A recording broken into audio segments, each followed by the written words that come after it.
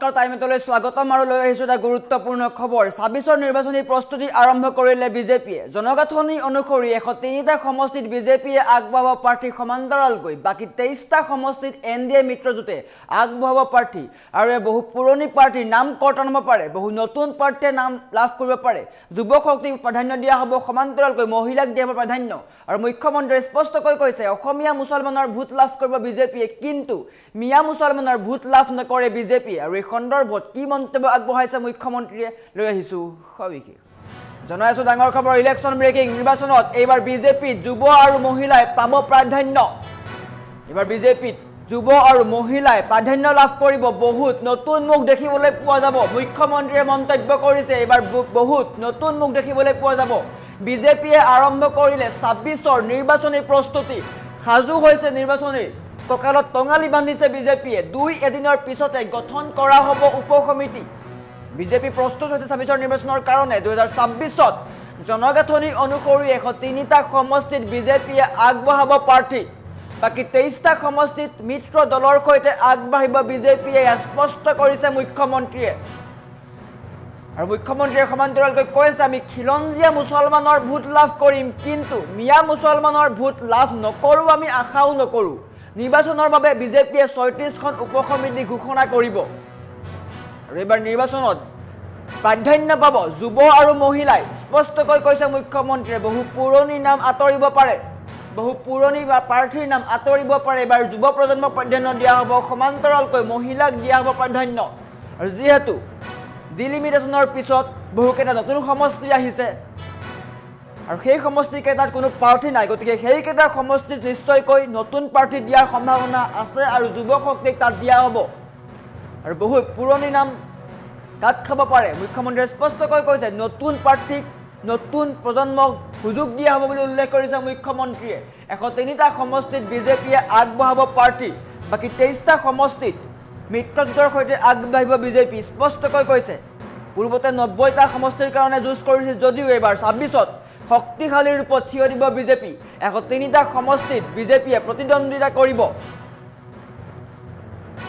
মুখ্যমন্ত্ৰীয়ে স্পষ্টকৈ কৈছে ১০৩টা সমষ্টিত বিজেপিয়ে প্ৰাৰ্থিত্ব দিব পুৰণিৰ পৰিৱৰ্তে দেখিবলৈ পোৱা যাব বহুত নতুন মুখ মুখ্যমন্ত্ৰীয়ে স্পষ্টকৈ কৈছে পুৰণিৰ পৰিৱৰ্তে মুখ্যমন্ত্ৰীয়ে নতুন প্ৰজন্মক স্থান লাভ দিব যদি সম্ভৱ হয় আমি অচিভিয় দিয়াৰ চেষ্টা কৰিম মুখ্যমন্ত্ৰীৰ বাইট আছিলে সেইটোকে অচিভিয় দিয়াৰ চেষ্টা কৰিম আৰু ২ এদিনৰ পিছতে ঘোষণা কৰা হ'ব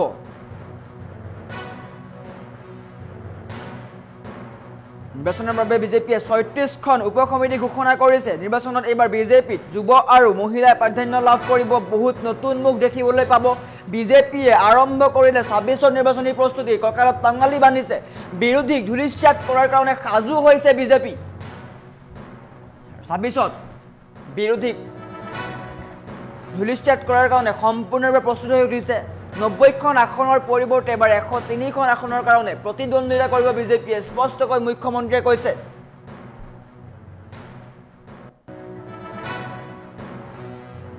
বৰ্তমান নিৰ্বাচনী আপডেট দি আছো বিজেপি আৰম্ভ কৰিলে ২৬ৰ প্ৰস্তুতি ককালত টঙালি বান্ধিছে বিজেপিয়ে ৰণদংকা বজাব কোনটো সমষ্টিক কোন প্ৰাৰ্থিতা প্ৰদান কৰিব স্পষ্টকৈ কৈছে পুৰণিৰ পৰিৱৰ্তে এইবাৰ দেখিবলৈ পোৱা যাব বহুত নতুন মুখ মুঠতে এইবাৰ যুৱ প্ৰজন্মক সমান্তৰালকৈ মহিলাক দিয়া হ'ব প্ৰাধান্য স্পষ্টকৈ মুখ্যমন্ত্ৰীয়ে উল্লেখ কৰিছে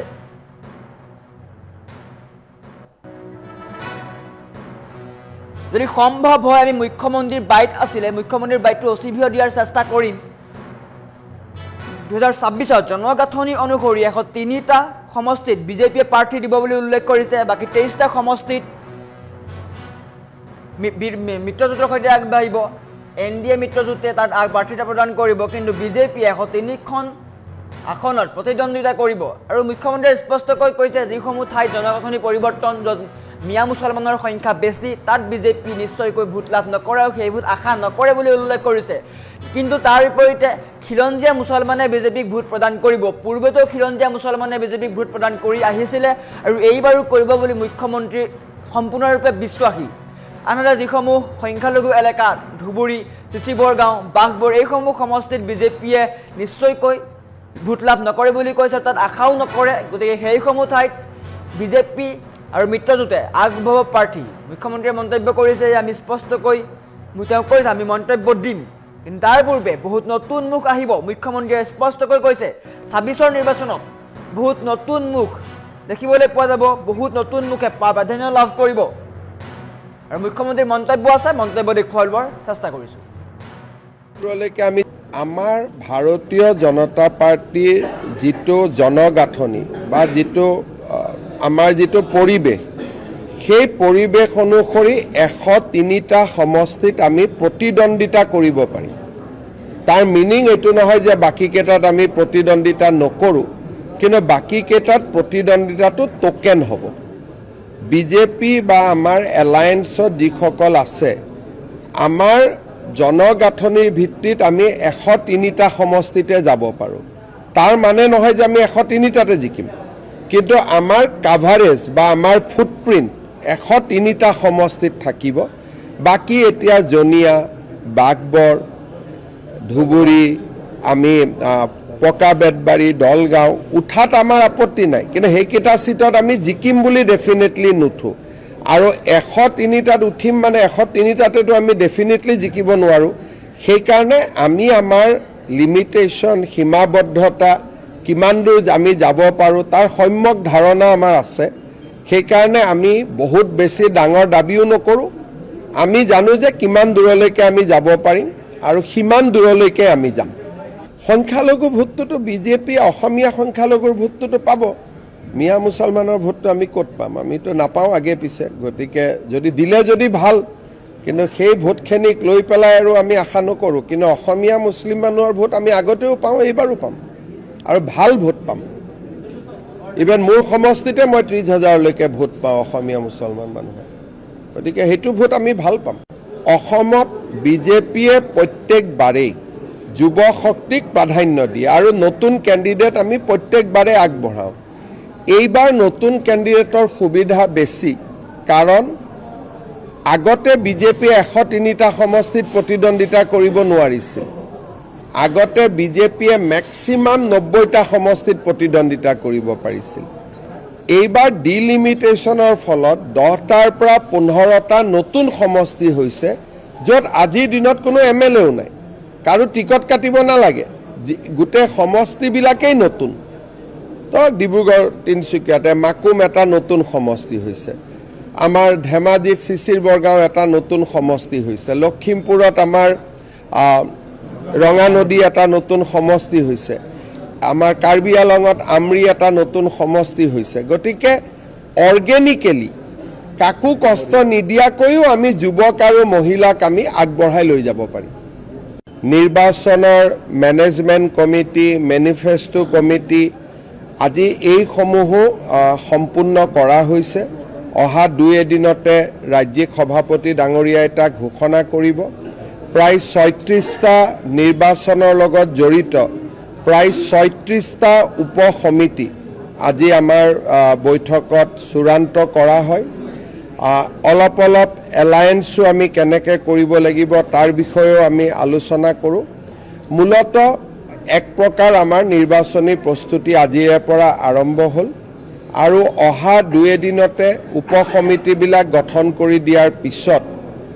মেনিফেষ্টো হওক ভিজন ডকুমেণ্ট হওক নিৰ্বাচন উপলক্ষে দলে কি সাংগঠনিক কাম কৰিব অহা ১০০টা দিনত এই গোটেই কথাবিলাকে লাহে লাহে এটা চেপত যাব আৰম্ভ কৰিব আমাৰ ভাৰতীয় জনতা পাৰ্টিৰ যিটো জনগাঁথনি বা যিটো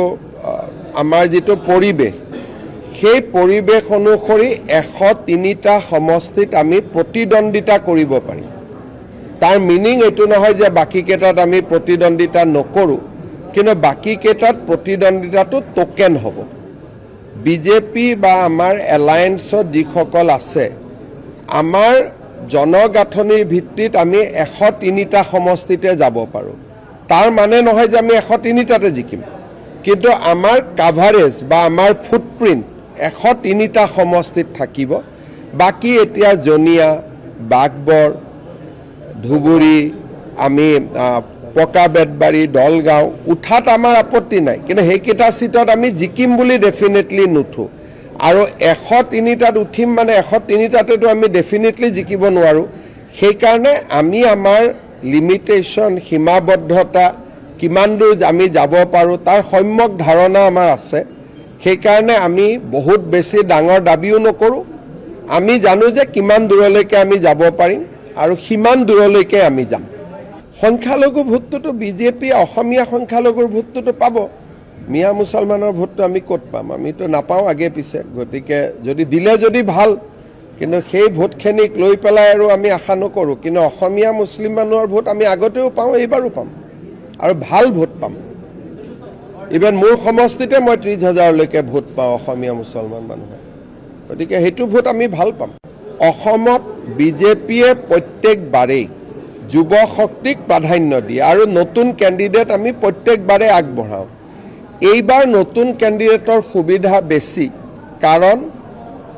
আগতে বিজেপিয়ে 103টা সমষ্টিত প্ৰতিদ্বন্দ্বিতা কৰিব নোৱাৰিছিল আগতে বিজেপিয়ে মেক্সিমাম 90টা সমষ্টিত প্ৰতিদ্বন্দ্বিতা কৰিব পাৰিছিল এইবাৰ ডিলিমিটেশ্যনৰ ফলত 10টাৰ পৰা 15টা নতুন সমষ্টি হৈছে য'ত আজিৰ দিনত কোনো এমএলএও নাই কাৰো টিকট কাটিব নালাগে গোটেই সমষ্টিবিলাকেই নতুন তো ডিব্ৰুগড় তিনিচুকীয়াতে মাকুম এটা নতুন সমষ্টি হৈছে আমাৰ ধেমাজিত চিচিৰ বৰগাঁও এটা নতুন সমষ্টি হৈছে লখিমপুৰত আমাৰ ৰঙা নদী এটা নতুন সমষ্টি হৈছে আমাৰ কাৰ্বি আলঙত আমৰি এটা নতুন সমষ্টি হৈছে গতিকে অৰ্গেনিকেলি কাকো কষ্ট নিদিয়াকৈও আমি যুৱক আৰু মহিলাক আমি আগবঢ়াই লৈ যাব পাৰিম নিৰ্বাচনৰ মেনেজমেণ্ট কমিটি মেনিফেষ্টো কমিটি আজি এইসমূহো সম্পূৰ্ণ কৰা হৈছে অহা 2 এদিনতে ৰাজ্যিক সভাপতি ডাঙৰীয়াই তাক ঘোষণা কৰিব প্ৰায় 36টা নিৰ্বাচনৰ লগত জড়িত প্ৰায় 36টা উপসমিতি আজি আমাৰ বৈঠকত চূড়ান্ত কৰা হয় অলপ অলপ এলায়েন্সো আমি কেনেকৈ কৰিব লাগিব তাৰ বিষয়েও আমি আলোচনা কৰোঁ মূলতঃ এক প্ৰকাৰ আমাৰ নিৰ্বাচনী প্ৰস্তুতি আজিৰ পৰা আৰম্ভ হ'ল আৰু অহা 2 এদিনতে উপসমিতিবিলাক গঠন কৰি দিয়াৰ পিছত মেনিফেষ্টো হওক ভিজন ডকুমেণ্ট হওক নিৰ্বাচন উপলক্ষে দলে কি সাংগঠনিক কাম কৰিব অহা 100টা দিনত এই গোটেই কথাবিলাকে লাহে লাহে এটা চেপত যাব আৰম্ভ কৰিব আমাৰ ভাৰতীয় জনতা পাৰ্টিৰ যিটো জনগাঁথনি বা যিটো আমাৰ যিটো পৰিৱেশ সেই